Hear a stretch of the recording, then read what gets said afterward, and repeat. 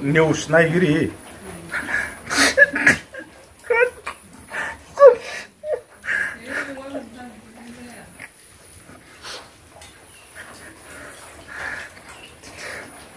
बिथांमोननिसिम आं गुरै खावलायनाय जों दाख्लै 24 तारिख बेलासि समाव आगस्ट दाननि बिस्तिबार बारायाव जोंहा आंनि बिहामजो थिजुलाया गोमादों दा आं बिनिनो बिहाव बे फिसाला नैबे फिसौजो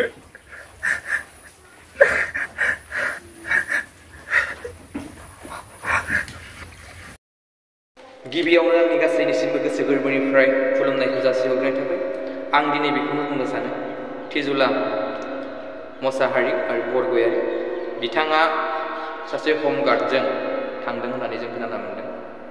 बिथां हमगार्डनि मुङा मिराज बसुमतारी बिथाङा क'क्राझार डिस्ट्रिक्टनि थुलुंगा बिथाङा गावनि बिसिनि थाखाय गोबां अननाय दं आरो गावनि बिसिखौ दाबो बिथाङा नागिरबाय दं खाराव माराव बिथाङा गाबबाय बायनानै आंनि फारसे भिडिअ खालामनानै हरदों बयनिबो गोसोआव बा बयनिबो गोरबोआव दुखु नाङो आं बेनिखायनो खावलायो जोंनि बर' समाजनि आंनि बिथांमोनखौ आं खावलायहरो जाहाथे नोंथांमोना गावनि गोसोआव जेरैबायदि दुखु मोनदों जों बिथांमोनखौबो बेफोरबायदिनो नोजोर होनांगोन मानोना जोंनि बर' समाजाव बेफोरबायदि जाबाय थायोब्ला जोंहाबो दुखु नाङो आं बेखिनिखौनो खावलायहरबाय जाहाथे जोंनि बर' समाजनि गासै रायजो राजा नोंथांमोन आंनि बिदा फंबायमोन जों बिथांमोनखौ नोजोर होगोन आरो बिथांमोनखौ थाबैनो हमगोन दा जों बेखौ नागिरबाय थादों जों बिराद गोसोआ दाबो मोजां नङा रावबो न'खराव उन्दुनो हायाखै ओंखाम जायाखै फिसौजोआबो गाबबाय थादों बिमाखौ नागिरदों आंबो सानदों दासिमबो नागिरदों थांबाय थादों फिसालाया फिसौजोआ बिमाखौ नागिरहै होनबाय थादों आंना फिसौआ सिबिथाया स्कुलाव थांनाय मानाय बिराद दिगदार जादों ओंखायनो जोङो आं बिहामजोखौ थिजुला बरगयारिखौ जेरावखि थाया मानो आं फैजानो लुबैदों जोंना न'खरा बयबो फेमिलिया हांख्रायदों आरो जों बेखौ सानसे साननै नङा 6 मास नङा बोसोरसेबाबो जों नागिरनानै लाबोगोन आरो जोंनाव फैगोन अननानै जोंनि मोखांखौ नायनानै आं बेखौ आंनि बिहामजो थिजुलानिसिम गले गले गुरैयै खावलायहरदों अरायबो जोंखौ जोंनि मोखांखौ नायनानै सानि मोखांखौ नायनानै अननानै जोंनि न'खराव रायजो जाफैफिनजानो जों लुबैदों दा बेखौ आङो सोरबाफोर बबेबा नुयोब्ला जाहाथे खावलायनानै जोंनि न'खराव लाबोफिननो हायो साफ्रामबो जेरावखि थाया मानो बेखौ लोगो मोनोबानो जोंनि न'खरसिम दैथायहरफिननो बेखौ आं लुबैदों जों आं बेखौ बुंदों गले गले जों बोसोरसेबाबो 2 बोसोरबाबो जों बेखौ जेराव मोनो बाव लायगोन जोंनि न'खराव जों बेखौ लाबोफिननायनि फैफिनजानो जों लुबैदों आं बेखिनिखौ बुंबाय दा आंना फिसौआबो देराखै गोरलै स्कुलाव दोनलांनांगौ नागिरबाय थायो थांनाय समाव फैनाय समाव बिमाखौ सोङो आंनाव आबौ मामिया अबाव थांखो माखौ माला लाबोगोन नागिरहैनाया मोनगोन ना मोनाखै होनना खबर लायो फन हरबाय थायो बिफानाव आंनि फनखौ लानानै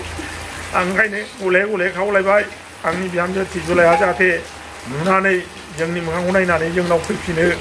बेहाय जोंहा खुनु जों बुनाय सोनाय जेबो गैया जों अनो आं मालाबाबो रायफेराखै बिहाव जानानै फंसेबो जेबो खोथा बुंफेराखै आं बिराद अनोमोन जोंना फिसाजोआबो बिराद माबा खालामोमोन मोनथारमोन दा दुखुथिया खालामना गालांबाय आं बेखौ जोंनाव जुदि फैफिनाबा बिराद गिदिर बे साव जानानै थागोन आं बेखौनो ओंखायनो दा गले गले खावलायबाय जाहाथे जोंनि मोखां फिसानि मोखांफोरखौ नायनानै जोंनाव फैफिनो बेनो आरोखि आं बेखिनिखौनो बुंबाय जाहाथे बयबो जेरावखि थाया मानो जोंनि बर' मानसिफ्रा बेखौ जोंनि न'खराव लाबोफिननो हायो आरोबा गावनो गोसो जानानै जाहाथे फैयो आं बेखिनिखौ बुंनाय गोजोनदों आं खुलुमबाय आङो आंनि हिन्जावखौ फैफिनजानो लुबैयो आं जानो थानो सुखुयो दासिमबो नागिरगासिनो नागिरनाय नङा जेराव आंनि न'खौ सोरबा नुयोबाबो हरजानो आं लुगैयो आरो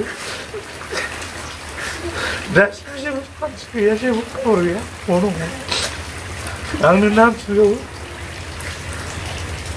अबाव दङ आं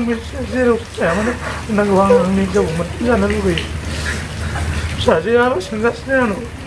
अबाव थांखो अबाव थांखो माला मोनफिनगोन मामिखौ होनगासिनो आं मामिजों रायज्लायनो होनगासिनो आं रावबो सुख गैया न'आव जानो लानानै थांनो जेरावबो अननानै सोरबाफोर अबावबाफोर नुसनबायोबा बे होनाय नाम्बारफ्राव कन्टेक्ट खालामनानै खोन्थाहरफिनजानो लुगैयो आं जेरैखि जाया आं बेखौ मोनफिनजानो लुगैदों आरो आंनिफ्राय एसेनोसै